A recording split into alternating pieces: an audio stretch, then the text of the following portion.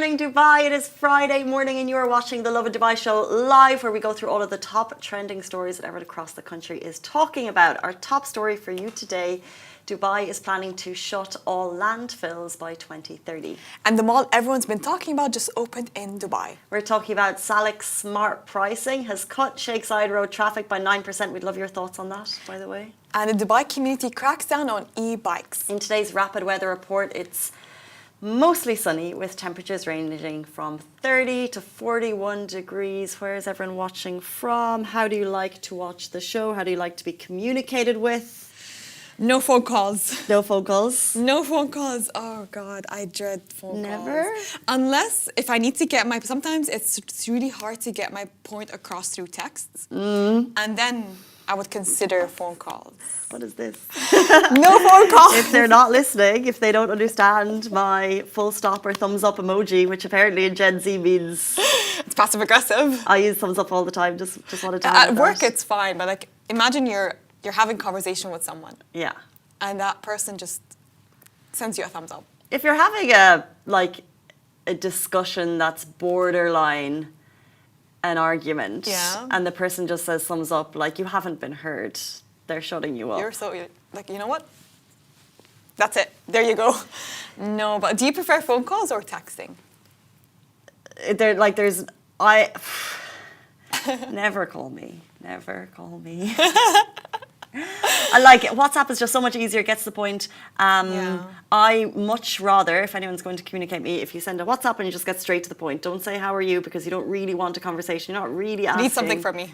Yeah, so just say what it is. Just get to the point. Exactly. And the phone calls I get sometimes, if it's like, hey, how's it going? I'm like, just, what do you want? You know what do you want? What do you want? Exactly. We get there. Yeah. God, I'm telling you, like, you know what I dread the most? The people that call and they call for a whole hour. People that call and call for a whole hour. Who calls you for an hour? Do you know? Oh, that's the one type of phone call I like. Really? Because it's like that would be the rare friends who live abroad that I never catch up with. So if we do have a call, then it's a nice long chat. Like a bottom chat. Yeah, it's the day-to-day calls I don't like, and it's when you get calls from random numbers and all of that. I'd much rather if that was all WhatsApp. I wish we could put a stop to random numbers calling us, because it's never good news. It's never a trip to the Maldives. It's always, do you want to invest in this property? Yeah, or like, do you want to upgrade your phone bill because we got this amazing package? And I'm like, ooh, what's the package? And then they're like, but it's going to cost you this much. I'm like, why? Do you need this new credit card? Yeah. Do you need this extra limit? I'm like, does it look like I need Do I need more access to money? You can see my bank account, like, you know. But no, like, I think most people prefer texts over phone calls. Where is this coming from? Okay, so I read this survey.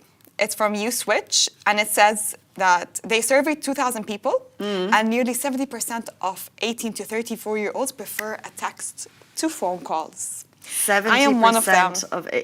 Yeah. Unless, let me tell you something. Honestly, my favorite form of communication is face-to-face. Really? I can't, yeah, you know.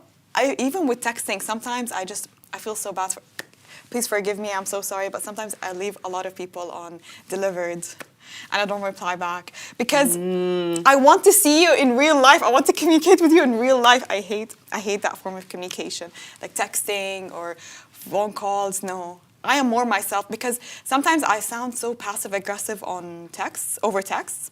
But I'm really, that's not me. That's not me. Yeah, but who's judging you? Like, if you're messaging friends, they do tell me, like, you sound so cold. And on a work front, I've never felt sounded passive aggressive. Really? Because people aren't judging it, you know, like unless it's someone who's going to judge the conversation, and then maybe you just put a smiley face. But then that could be passive aggressive, actually. But they come at me, it's like you don't respond really quickly. You're so cold over text. I prefer face-to-face communication over texting or phone calls. Yeah. I don't prefer face-to-face, actually. Yeah? I'm just a voice note person, through and through. Big long voice notes. Ooh, I like voice notes, by the way. Thank you for bringing that up. Yes, I like voice notes. Because you can really get across what you're trying to say. Exactly. So you've left some friends on red, obviously. Why don't you? But it's not on purpose, I promise. I love you all. Why don't you respond? How many unread messages do you have? Should we check? Yeah. Should we all go in and check our unread messages? every now and then I go through a call. Okay, I've got... Someone said that something really, really relatable. I like calls when it's from Noon or Amazon delivery guy telling me that the package is coming for you. Facts. Facts. On point. Yeah, it's like you're writing that. It's like, oh, yes, thank you very much. But it's so rare. It's so rare. Someone asking me, how are you going to meet in real life if you're not replying? If I see a text that's like, let's meet, I will reply to that. That's the only message you're going to reply to from your friends. Okay, gosh, that's hard work. People are judging me in the comment. Would you agree that that's hard work? That is hard work. It's like, I can make it. Let's meet. No, but that the person has to do that to get to the point. But actually, that goes against my point because I'm like, if someone wants to meet, they should just message saying, hey, do you want to meet, rather than like doing an intro. Exactly. Let's meet. Let's catch up. How many on-reds do you have? I have 285. How many on-red messages do you have?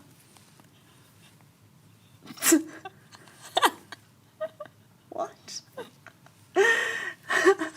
Oh, WhatsApp is your personal communication tool. I've got 23, and that gives me like. But I kind of vary. I'd be between 9 and 15, and then I'm never at absolutely zero. It's those unnecessary group chats. I'm telling you, it's those unnecessary group chats. 200 and something unread messages. Oh my gosh, I'm going to open those for you right after. I'm going to respond to all of them, and then they'll be cleared.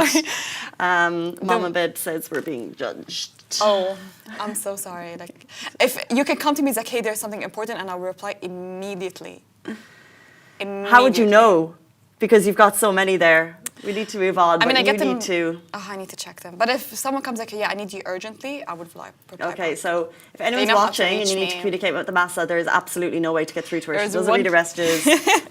She doesn't like phone calls. So you just have to find her. I'll let you know where the office is so you can track her down. Let's jump into our top story of the day. Dubai is planning to shut all landfills by 2030. So during a media briefing this week, Dubai municipality announced plans to close all landfills 3 years ahead of schedule. So why is it a good thing? It helps the planet. So landfills pollute air, water, and soil. So closing them helps protect nature. It also turns waste into energy. So the waste will be used to make electricity instead of just being dumped.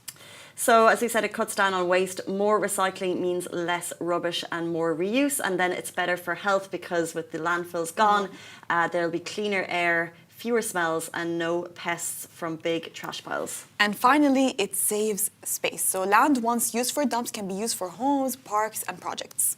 So interesting because there's some stories in the UK about... landfills? Yeah, I won't go too deep into it, but I feel like there was an area and there was a strike. So a lot of the rubbish was piling up on the streets. But, you know, when this story went live, a lot of people had questions as to what's going to happen. Because when you get rid of the landfill, then you've got all this extra, like some of it can be recycled, 100%, but where does it all go? And there's actually behind the scenes, in case you weren't aware, there's a massive... strategy, Dubai's municipality's integrated waste management strategy. It's running from 2021 until 2041, and there's a lot of core ideas and innovation that will take to get rid of the waste. Some challenges that we need to significantly reduce our recycling as people. That still needs to happen. I think everywhere you go, you have trash bins where you have the option to recycle bottles, general waste. We have it everywhere here in the Dubai. malls, but I do think people in communities could do more. I think inside our own household we can do more. We can do more. Because I'll be very honest, in our own household we don't recycle. Yeah.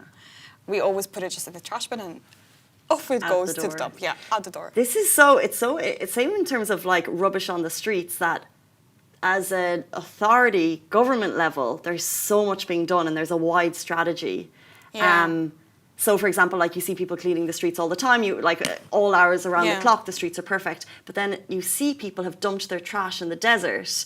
So that there's a little bit of a disconnect between us as people probably need to do better to match what the government is doing. But thank God there are fines if you litter in the desert. Yeah, but sometimes you go out to like Al Qudra area, those popular camping sites. It's filled with trash. But I think like you said, it's a year of community. Let's make use of that. Let's introduce recycling in our own household. Those minor little things that we do actually make a great impact if you think about it.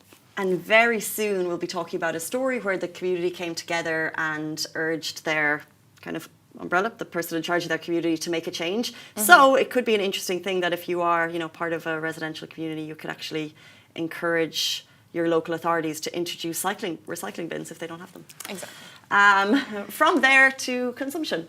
So the mall everyone's been talking about just opened in Dubai. So if you haven't noticed, there is a new spot in the neighborhood that's already making daily life a whole lot easier. So Nad Al Sheba Mall officially opened on April 24th, bringing together convenience, community, and lifestyle under one roof. So whether you want to do your groceries, your morning coffee moment, or even an afternoon workout paddle session, catch up for dinner with your friends, the mall fits right into the rhythm of your everyday life. And with over 100 stores, you'll find a great mix of local favorites and big names brands like Home Bakery, Salt, Adidas, and Maghribi, and more. They are the good ones. Yes, they are the good they're ones. The best ones. And you live near there. I'm jealous. And there's also wellness covered as well. So with paddle courts, a pool, FitnGlam, which is an amazing fitness studio. They've got a couple around the city. It's boutique and it's lovely, which is a ladies only gym designated to offer a comfortable and motivating space to work out.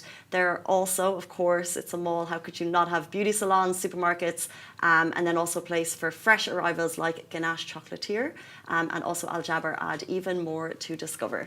And to kick things off, the Nad Al Sheba Truck is hitting the streets from May 2nd, so starting today to May 4th. So keep an eye out as it makes its way through Nad Al Sheba and Meydan, packed with giveaways, goodie bags, and surprises for the community. So don't miss your chance to catch it and grab something special. Okay, so a quick recap, shopping, training, relaxing, or just hanging out with friends.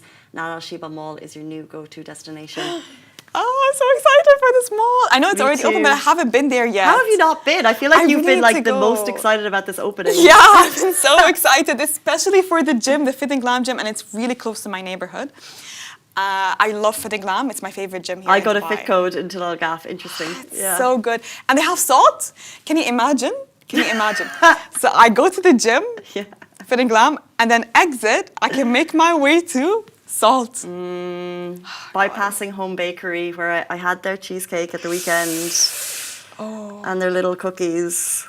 No, Home Bakery is here to stay. Home Bakery is like, it has a space in my heart. I hold space for Home Bakery. I really do. I really, really do. Generally, when if you're in another city, a mall opening is a mall opening. But in Dubai, malls are very much part of the community. Exactly. And there's different malls have opened up in different areas, and they tend to really make it it's not just a place for shopping. Yes, They're exactly. generally light areas for strolling, restaurants in and out, it becomes a community hub. So it's really Exactly. exciting for the Nad Al Sheba area. And a little bit from Dubai Land area as well. And this is the first time we have an indoor paddle inside a mall. Is it? Yeah. We had indoor paddles, but not inside a mall. Interesting. Yeah, so it's Soccer close mall, I to think, might have one. paddles are everywhere nowadays. Yeah. You notice. Yeah, but having it in Nad Al Sheba, those people who live next to Sheba, you're so lucky because they have a lot of nice things that open. Malls are worth traveling for. Yeah, 100%. Especially, It's gonna top be tip.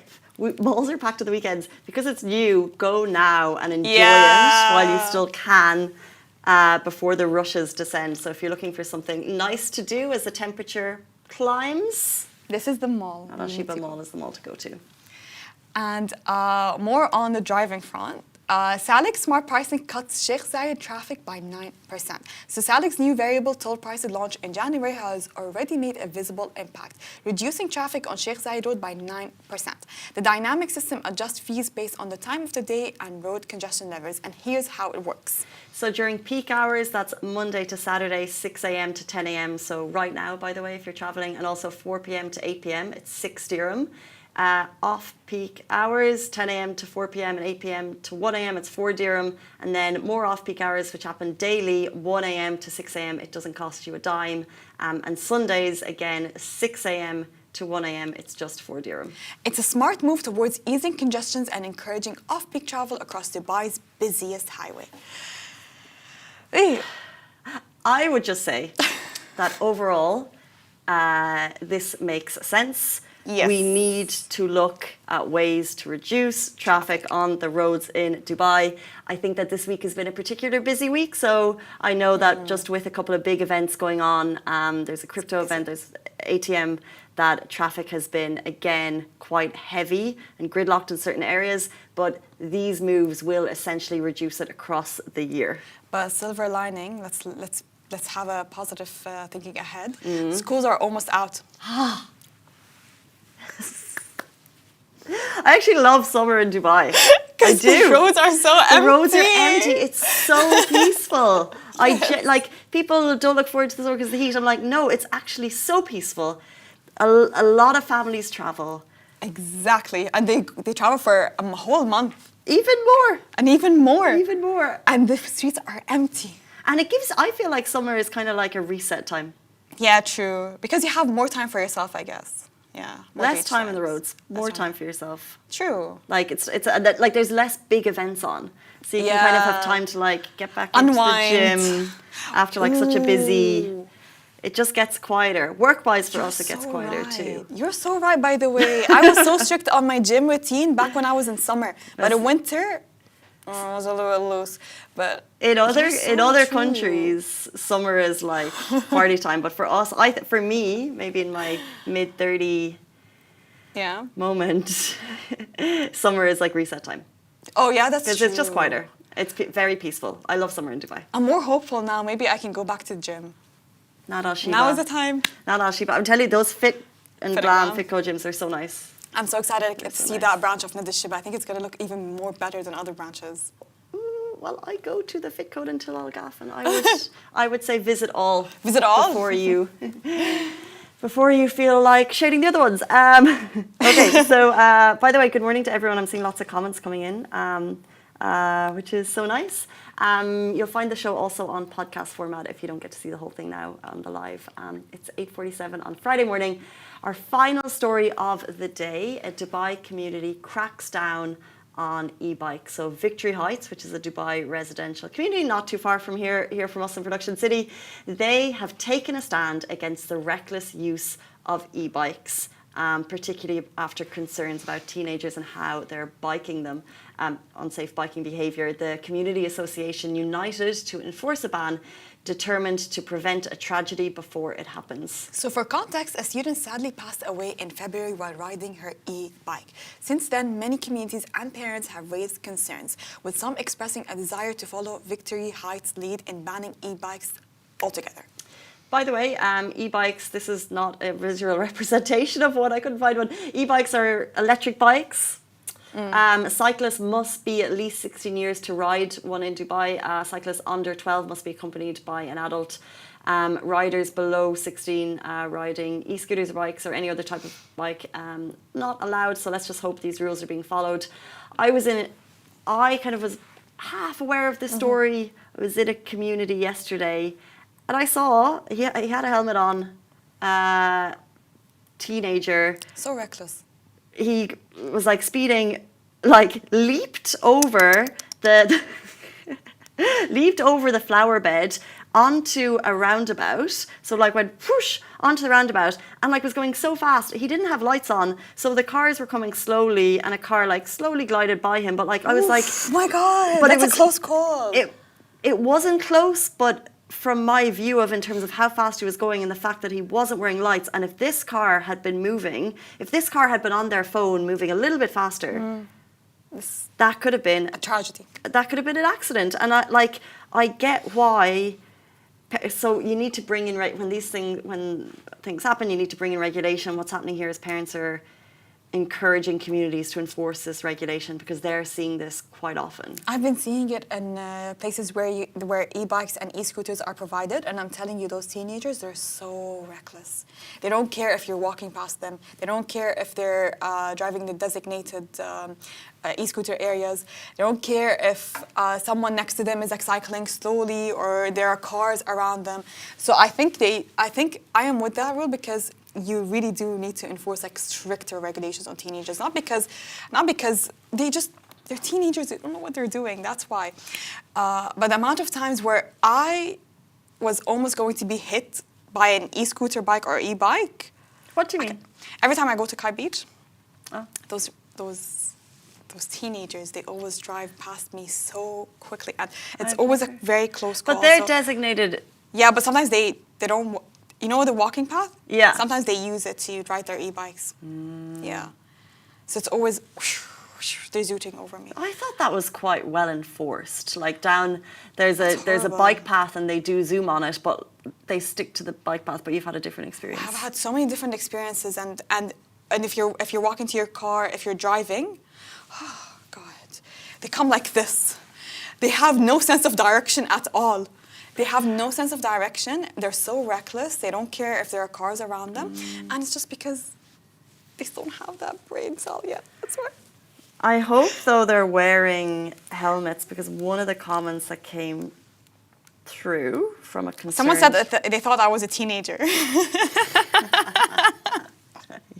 I know, when Mass is saying that you just think old beyond her years. Did you miss 24. Mass's 24th birthday, Yusuf? You missed my 24th birthday. You missed it? We had a matcha party. One concerned commenter had said, the one that worries me is parents letting their kids ride these electric bikes without their Yeah. helmets. I'm a biker. I own a bike. My bike can reach high speeds, but I would never ride without a helmet. Hot, uncomfortable, of course. The top speed is irrelevant because you can never hit this point. But even in a slow accident, if your head is hitting the concrete or the curb without protection, the result is going to be permanent. Exactly, that's very true. And what else? You know what I noticed? Oh, Kirby? Sorry, Kirby.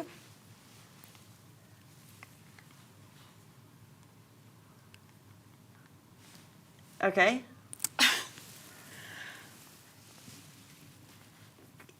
The delivery guys.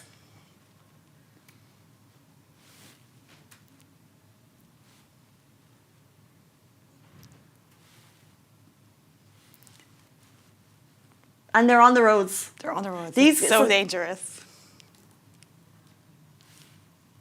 When you're riding an SUV, you can't see them on the road. That's the thing, you can't see them. 100%. Or they ride- 100%.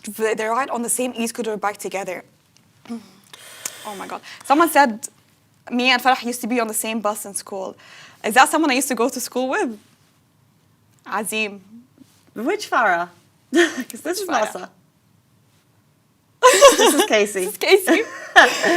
Azim, elaborate. Is this someone I used to go to school with? Because, by the way, I have this habit of like not remembering names. But you follow them on social media and then you'll remember their faces.